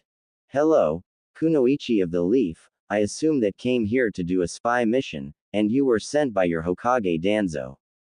Your teammate Kiba is from the Inuzuka clan, because he has the markings of the Inuzuka on his face, and your teammate Shino is from the Aburame clan, as he uses bugs to shield an attack. Your leader is Yuhi Kurenai, the Genjutsu mistress of Konoha. I know all of this, and your names as my cameras saw everything, and heard everything including your whispers. I saw you nearing my border, but didn't do anything as you didn't cross it. When you did, my cameras started to attack you and knocked you unconscious. I then brought you to Uzu. The Uzukage finished. He knew them all and would know their names even if they weren't whispering. Why didn't you kill us? Sakura asked. Simple. Because your Hokage would demand repercussions and deny that you ever crossed my border, but now I have you and I have proof, so I can find the Hokage. Whatever the case, your life is in my hands. It wasn't wise of your Hokage to do this, especially since you are in a war. The Uzukage replied. He had already stolen the mission file with his spy in Konoha. What's going to happen to us now? Sakura continued asking. You and your teammates are going to be stuck in the same cell. The seals I placed on you make it impossible to use chakra and physical strength. Don't even bother trying. The Uzukage told her and left to see Shino after signaling those same people with black masks to. With Shino, Aburame-san, I believe you and your team are guilty of intruding Uzushiogakure. You will be placed in a cell until further notice. All you Kikaichu bugs have been suppressed inside your body, so you will be unable to know anything about our village. Also, all of your team will be taken to the interrogation chamber. The Uzukage told Shino. How do you know so much about our clan? Shino observed. I fought with some Aburame in the past, so I analyzed their abilities. The Uzukage used a cover story. It was half true, as he disposed of Fu and Torun and placed them in cells. He didn't demand any repercussions from any village, because of how he could easily deal with them. He knew he was getting arrogant in his ability, but he decided to demand repercussions for these four, at least giving them a reasonable reason to leave. He didn't like the thought of keeping most of the former Team 8 and one of the members of Team 7 in a cell. If he decided to let go of any of them, he would wipe out a huge amount of that person's memory and send them back to the village. Luckily, he didn't have to do that to anyone yet, as most of the villages only sent one group of spies. The exception was Danzo. He sent at least 5 teams to Uzushiogakure, and this was the 6th. I understand, Uzukage-sama. Shino knew it was best to not deny he was from Konoha, as the Uzukage had found out about his Kikaichu. Shino was then dragged to the same containment cell Kiba and Sakura were currently in. Lastly, Kurenai. Kurenai-san, I will say the same things I told your teammates to you. You are guilty of trying to sneak into Uzushiogakure. You will be placed into a containment cell until further notice. Also, I suppose you're worried about your son Hiruzen Yuhi Sarutobi, and I know you didn't want to come here in fear of getting caught and being unable to see him again. The Uzukage said. He gave out that he knew this information, because he already had a cover story to back it up. He didn't want to say he had a spy. How did you know? She asked, shocked that this Uzukage knew such information. Simple. I was traveling in Umi no Kuni using a henge when an adorable black-haired boy came up to me. We had a small conversation, where he told me his name. This was believable as Naruto was in Umi no Kuni that time and he knew about this mysterious man that the boy had encountered while Natali running off to find his mom, so he decided to take advantage of it. He only knew one person who had eyes that looked like a dojutsu, and he only knew a few Sarutobi members. He knew Asuma and Kurenai had secretly been dating, so that came to one conclusion. Kurenai was dragged and out with the rest of her team. In the cell. Damn it. Kiba slammed the reinforced glass an 8th time. Calm down, dog breath, as the Uzukage said, we won't get through here with physical strength. Sakura told Kiba. How the hell did we get caught? We did everything fine. Kiba groaned and made a few growling sounds. From what Uzukage-sama told Sakura, he was watching us through some kind of technology. He caught us before we crossed the border. Shino told his team. Maybe the Uzukage really is Naruto's ghost. Kiba suggested. Ever since Naruto's banishment, you suggest every strong person we meet is Naruto's ghost. What's wrong with you? Sakura glared at Kiba, as she lost Ino as a friend 8 years ago in the banishment, so she didn't like being reminded of that incident. No one even talked to her like a friend since then, but it wasn't like she cared. Kurenai was in her head. She was thinking about how she would never see her son again, or Asuma. Shino was thinking about his clan and how he would never get to use his Kikaichu again. Kiba was thinking about how both he and Akamaru would rot in the prison, and Sakura was obviously thinking about Sasuke. Uzushiogakure, the Uzukage's office. So how's life, kid? A familiar white-haired old man said. Ero Senin, how's writing your book going? Naruto the Uzukage asked. Horribly. Every hot woman I see almost kills me when I jot down something on my notepad. Jiraiya informed his student. Good. Naruto said. So what's up? You don't look too good. Jiraiya observed. It's just that the stupid mummy Danzo sent Team 8 excluding Hinata to spy on me. What the hell do I do if Danzo refuses to pay for them? I don't want to kill them. Naruto voiced his problems to the Toad Sage. Keep them in prison. Jiraiya told him, and prevent Kurenai sensei from seeing her kid and make him and Asuma sensei worry infinitely for his wife.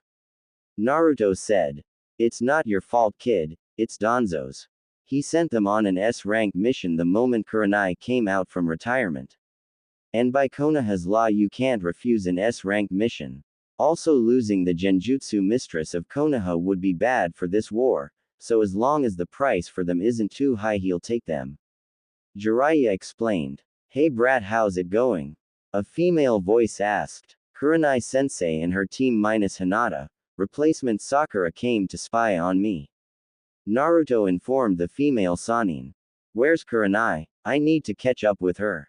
The female Sannin asked. No, they'll find out I'm the Uzukage like that since they know you ran off with me. Naruto stated. HMPH, the Sannin grumbled. Konoha 3 days earlier. Where's Kurenai? Asuma asked the old Hokage. I sent her on an S-rank mission 1 hour ago. The Hokage answered. You what? Asuma growled angrily. I sent her on an S-rank mission 1 hour ago. The Hokage repeated. An S-rank. You sent her on an S-rank the moment I came back, and where to? Asuma couldn't control his anger and yelled. Uzushiogakure no Sato. Danzo replied, never leaving his emotionless face.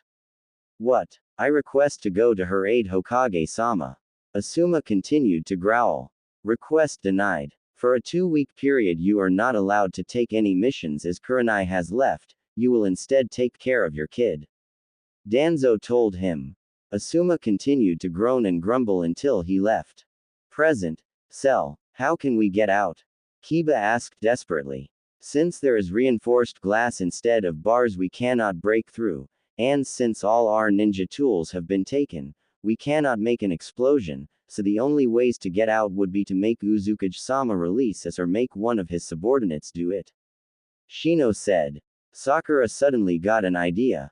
Are there any vents? She asked. Yes, but it is also guarded, with a cage surrounding it. Shino told her. Then our best option would be to wait until Uzukage-sama demands repercussions for us sneaking into the border. Hopefully, Hokage-sama will pay for our release. Kurenai told her team, but she had doubts about that. Sakura gave up hope of ever escaping and slept on her bed. Kurenai looked for the emergency explosive tag and knives she hid in her shoe, but unfortunately, she couldn't find any, because the metal detector and paper detectors that watched out for all enemy shinobi and prisoners' emergency items revealed them. They worked by pointing red lights at every metal tool the person had. Kiba was still trying to shatter the reinforced glass and Shino was thinking about everything he might lose if the Hokage refuses to pay the fine. Inuzuka Kiba, your interrogation session will begin now. A voice from outside said.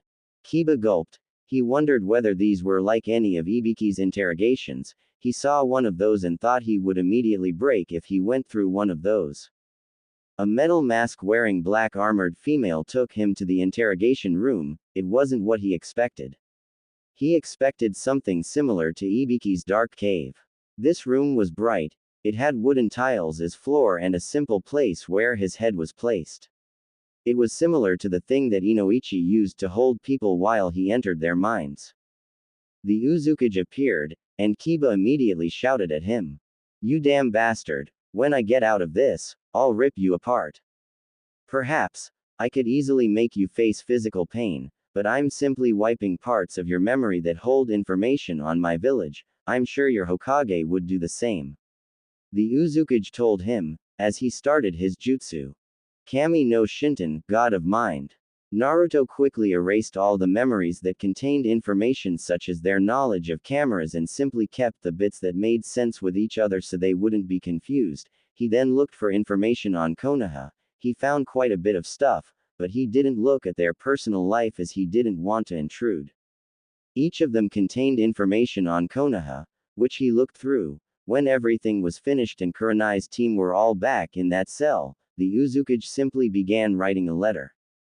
Dear Hokage-sama, 4 of your ninjas have been found sneaking around my border. I have taken them captive, and you are not allowed to have your ninjas enter Uzu no Kuni, as I have not allowed it.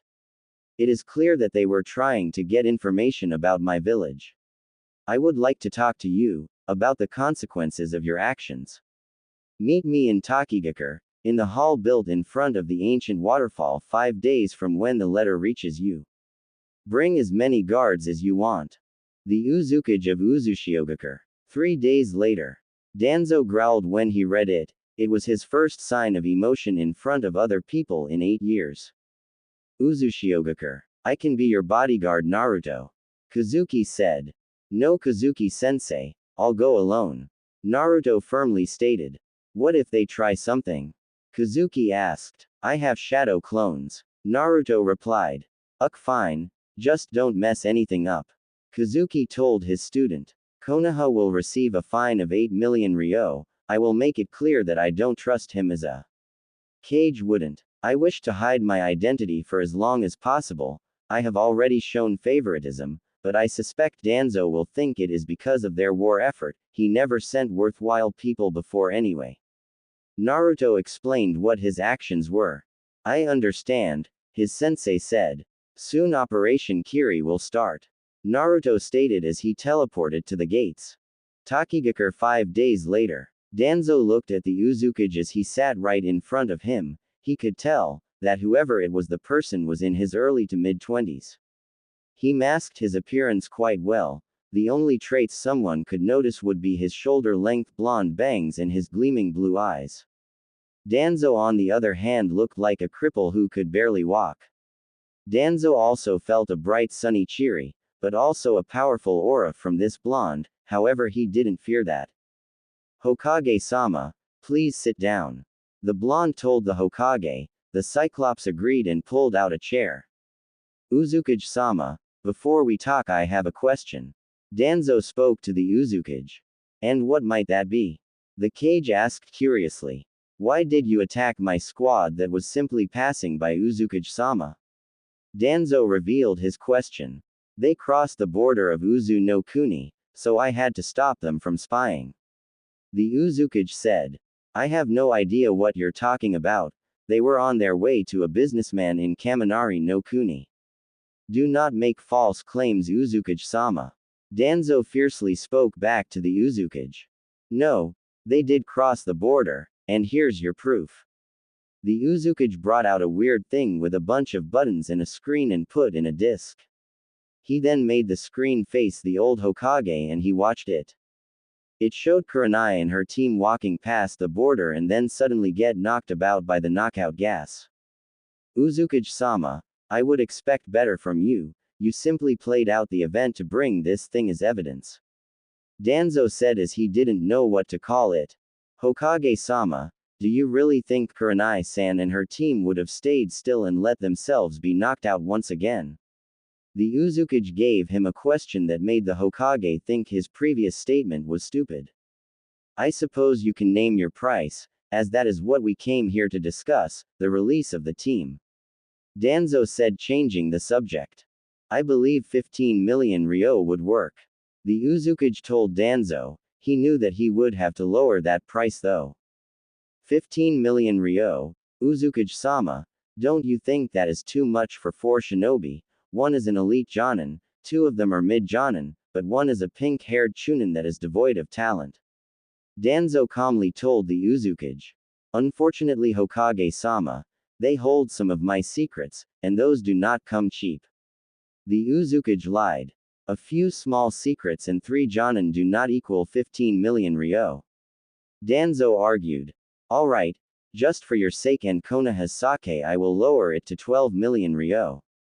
The Uzukage told Danzo. Uzukage-sama, understand that my shinobi are at war so I cannot currently spend so much money. Danzo tried to make the Uzukage feel sympathy. Then surely you had something better to do than try to invade Uzu no Kuni. The Uzukage raised a point. Unfortunately, I had to check if you would ally with Iwa and become a threat later, so I needed the information. Danzo said. I see. My last offer is 10 million ryo, if you do not take it then I will keep these 4 ninja. The Uzukage said. Very well, I agree. The Hokage said, hoping whatever secrets Kurenai and her team brought were worth it. Very well, 3 of my ninja will be there at Nami no Kuni, at the Great Naruto Bridge to exchange the money with the people. They will be there 3 days from now, the Uzukage stated. I'm afraid I must leave now as I have pressing matters to attend to. Danzo said. He left with his escorts. I'm almost surprised he didn't try using his Mangekyo Sharingan. Uzushiogakure. Uzushiogakure was a great big bustling town. It was bigger than Konoha, but had less minor towns around it. The Uzukage brought great happiness and people thought of it as a land of peace. The Uzukage made many special divisions. One was the police unit, where there were civilian police to stop civilian burglars. They used a special kunai launcher, so they only needed experience in marksmanship. Ninjas could easily dodge these though. Another was a striking team. It was designed to quickly wipe out an enemy force through traps, sabotage, and strategies. There was a science division. The head was a person who was formerly of Orochimaru's subordinates. Her name was Uzumaki Karen. There were plenty of other divisions. The Ninja Inventors Division, the Weapons Division, the Sensors Division, the Intelligence Division, the Illusion Division, the Medical Division, the Assassin Division, the Interrogation Division, and the Combat Division. The Ninja Inventors Division head was Kazuki, because he invented the most useful stuff Uzushiogakure had. The Weapons Division head was called Watanabe Kosuke. He was from a samurai clan, and made the very best weapons with the most skill in them, except Naruto. The medical head was obviously Tsunade, as she was the best medic nin in the village, Shizune II, but these medics were more skilled than the medics in Konoha. The head of the intelligence division would be Jiraiya, but he went to be the head of the striking team, and the rules of Uzu state that you can't be the head of 2 divisions. The divisions signified the jobs of a ninja and what type of ninja the person wanted to be. Any ninja who was genin rank or higher could enter a division. That genin would specialize in that area, but again these divisions weren't mandatory for people to be in, and they could just be normal ninja. The people in divisions did not have to specialize in one area, they could also specialize in more areas, and they weren't binded to the area their division specialized in. As for the council, they were made up of the division heads. The Uzukage could remove the council members if they committed treason but they could also lose their position by losing the support of their respective division. If enough of the people said that they didn't like their respective division head to be a council member, then the Uzukage could remove the person from the council, and being the division head. To allow people to pass freely through Uzukage, once anyone becomes a citizen of Uzu no Kuni, a complex seal is made on them. It allows identification, so the cameras and the guards at the front don't attack them. This seal hardens as soon as it is put, and is impossible to get rid of without knowing a lot about, even with a seal master like Jiraiya. Even if your limb was cut off, it would move to your arm, until every piece of your body was cut up, then it would simply disappear. Studying the formula wouldn't be enough to remove it. Mixed with that seal, there is a dojutsu seal, to prevent people with dojutsus like the Hyuga to be advantageous against them. Konohagakure. Hinata tried and tried, but she couldn't find a way to remove the caged bird seal without fuinjutsu, and without anyone to teach her she was clueless. So she only had one option, find Jiraiya, but without a mission to do so, she would be branded a missing ninja. She didn't have a plan, so she simply waited for what? For nothing. There was no chance that the Toad Sage came back to the village, so she simply settled for treating the branch members with the same respect as the main members. Neji never found out about how she countered the Jiyukin, because she didn't want to say she got an anonymous note with 2 bottles that forced Tenketsu points open. Meanwhile Danzo was furious that the team learned absolutely nothing and the Uzukage duped him, by making them worth more, by saying they carried his secrets. He had been a fool to believe that. He still had Koharu and Homura as advisors, since his first order as Hokage was to accuse Kakashi and Tsunade of cooperating together to frame Koharu, but he said Kakashi was needed in the war effort. He declared the 2 Sannin S-rank missing ninja and Naruto an A-rank missing ninja to be captured, and the 2 Sannin were to be killed on sight. Kakashi deeply regretted his actions of being hated by Naruto since he came to Anbu. He failed his sensei, by not carrying out his last order, but he thought the boy was safe with Sarutobi. He didn't know his teammate Rin was dead for sure, but she left the village and resigned as a shinobi of the Leaf a year after his other teammate Obito died. He wasn't allowed to look for her, and she made it clear she didn't want to be found. Even when he carried out a few searches for her during other missions she was never there. She was good at hiding herself if she wasn't dead, but Kakashi knew that Rin was bad at hiding herself. She could never do it in the academy or when she became Chunin. Asuma was kept from the knowledge that Kurenai was captured, so he assumed that the mission went well. Danzo told Kurenai not to reveal the information either. Sasuke knew there was nothing left for him in Konoha, and he would be driven to hell if he stayed a moment longer, but he had nowhere to go. Orochimaru was sick and twisted and he didn't want to get experimented on, as well as the fact that Orochimaru did not have the power to even be on par with himself.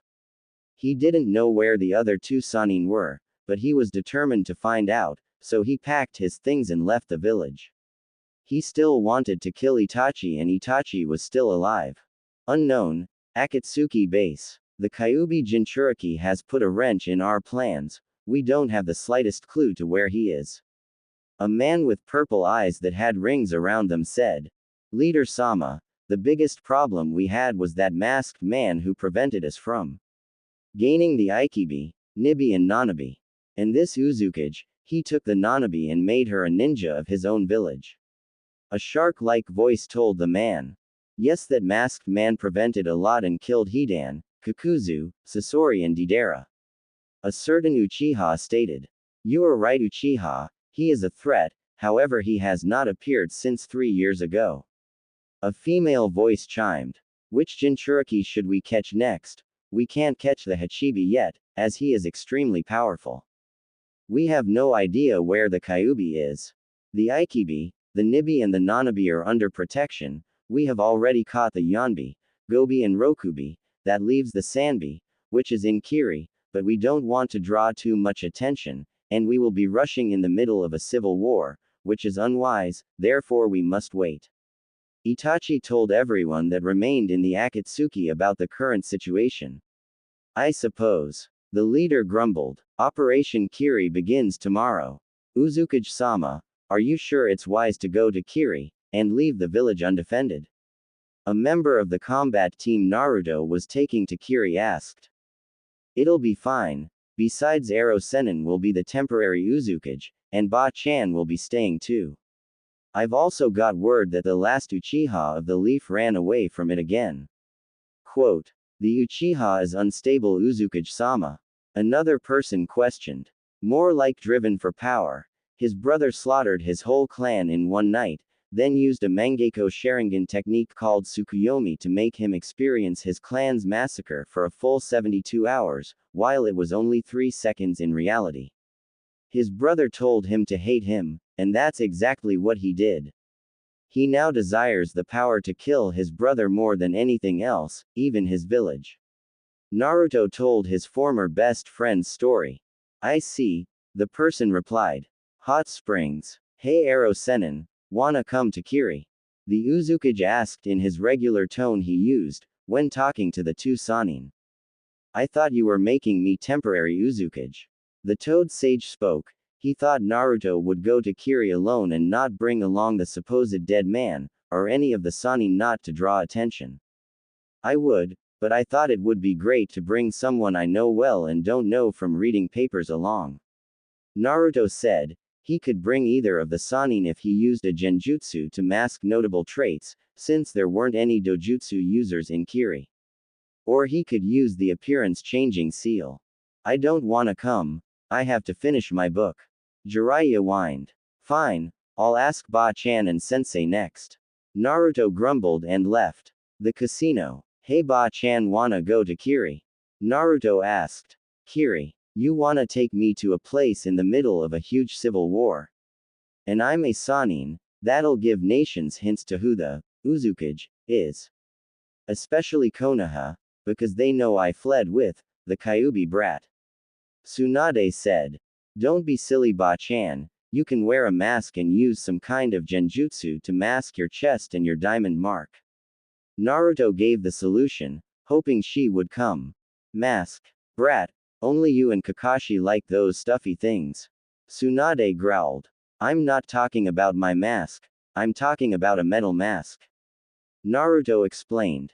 Those are even worse. The female Sannin gave a negative response. HRMPH, then just use the appearance-changing seal to change your face. Naruto groaned. I'll think about it, the gambler said, making Naruto leave once again. Tsunade lost another round of poker, making her angrier and more frustrated. On the roof of a tower. Naruto, don't you have anyone else to go with you? Kazuki frowned on his student. He really didn't feel like going anywhere anytime soon, since he was working on a complicated invention that would require his time and attention. Ero Sennin said no, Ba-chan said maybe, and all my friends in the village are out on missions. Naruto told his sensei. I don't want to go either, so that's 2 refusals and 1 maybe, so why don't you ask the maybe? Kazuki advised his student. He didn't really like denying requests, he liked accepting them and making himself feel good that he was helping people, but to Hai, the invention he was making was more important than going to Kir, besides Naruto was there. Okay. Naruto left his sensei, slightly unhappy. At the time of departure to the Mist Village, Tsunade ended up refusing. Naruto just decided to leave the 3 alone. He was about to leave when a spiky white-haired man came running to him. Uzukage-sama, I'm running out of ideas for you know what, so I'm joining you to get more ideas. Jiraiya shouted, puffing behind the 50 men Naruto brought to aid Kiri. Naruto looked disgusted, and was a bit mad. Alright, put on your mask and hurry up. The Uzukage groaned. All 50 of the men wondered what these ideas were, and wondered what the man said to make the Uzukage look so disgusted. Naruto was in a black cloak with the symbol of the whirlpool on his back. It was quite similar to his father's except instead of Yondaime Hokage, written on the back, Godime Uzukage, was written on the back, because that was exactly what he was. His mother was supposed to be the fifth, but the whirlpool was destroyed before that happened. His grandfather was the fourth. He honored all the Uzukages, and he had the history of Uzushiogakure written on many boards which were placed all around town.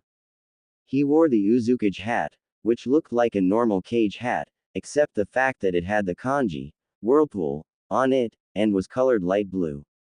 On his back was a sword called the Sword of Tempest. It had the symbol of the Uzumaki forged onto it. It was at least 4 feet, if not a tiny bit longer.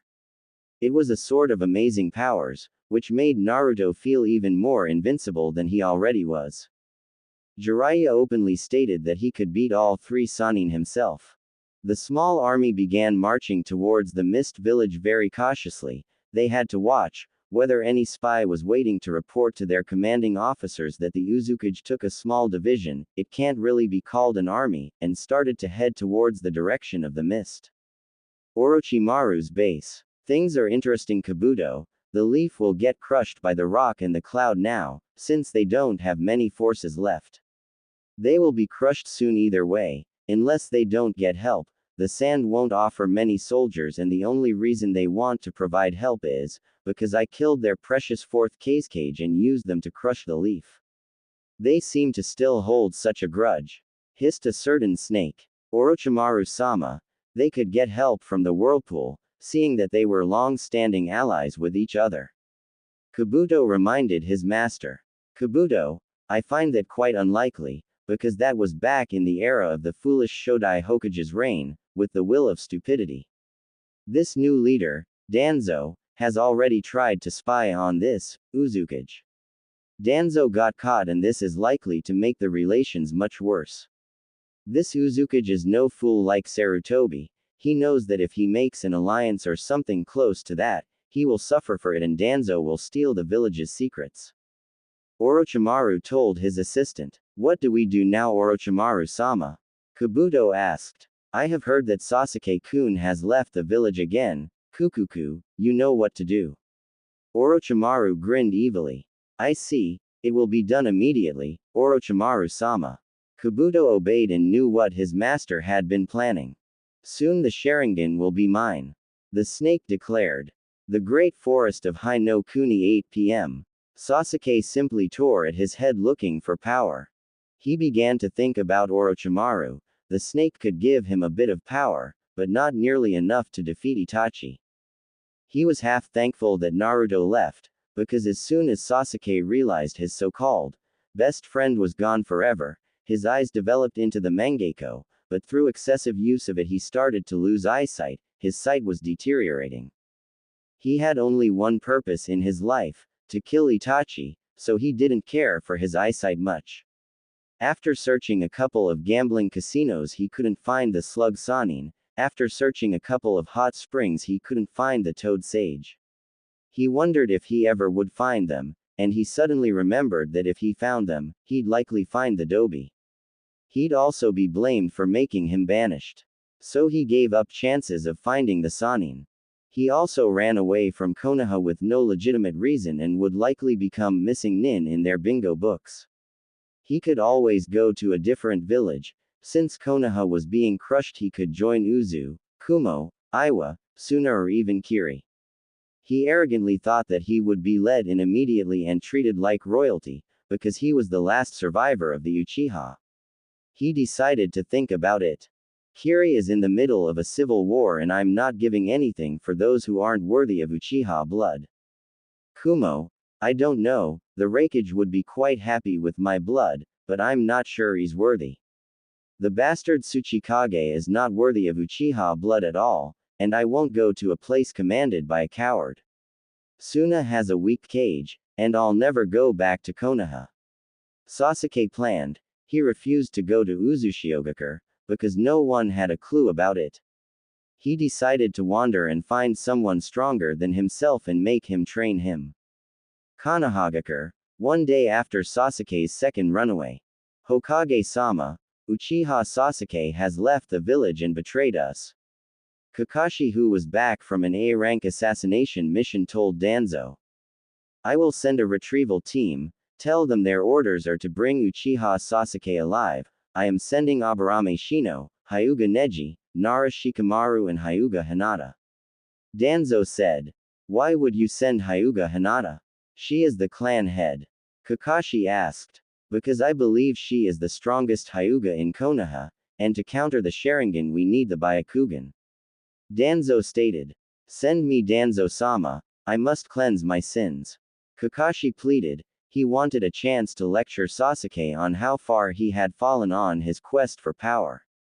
No, Kakashi, I believe you are needed elsewhere. Here's an S-rank mission, you will leave the day after tomorrow. Danzo said emotionlessly. About the Uchiha, Hokage-sama, permission to speak my mind. Kakashi asked. Go ahead, Hitaki. Danzo told Kakashi. I wonder why you have not ordered him to be executed. The Sharingan is important, but is it so important that we must send shinobi off to their deaths? I believe Sasuke is as strong if not stronger than me.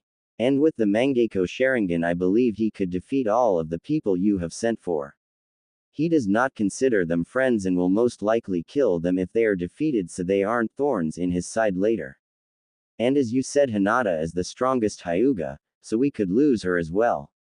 Kakashi spoke. Danzo did not like what he was hearing. If Kakashi spoke with worry towards the Hyuga head, he had found out his plan. As soon as Danzo heard that Sasuke left, he hoped to send the clan head to her death so he could regain support from the Hyuga clan, by bribing the new clan head and turning him into a corrupt leader.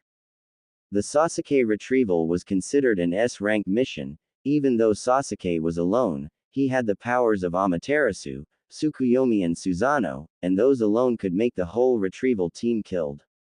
Shino was somewhat angry to retrieve someone who betrayed Konoha not once, but twice. Neji, Hinata and Shikamaru were furious that he betrayed Konoha twice and was still asked to be retrieved, just because of his precious Sharingan eyes. Neji and Shikamaru especially, because they were on his last retrieval mission and risked their lives. Neji had almost died the last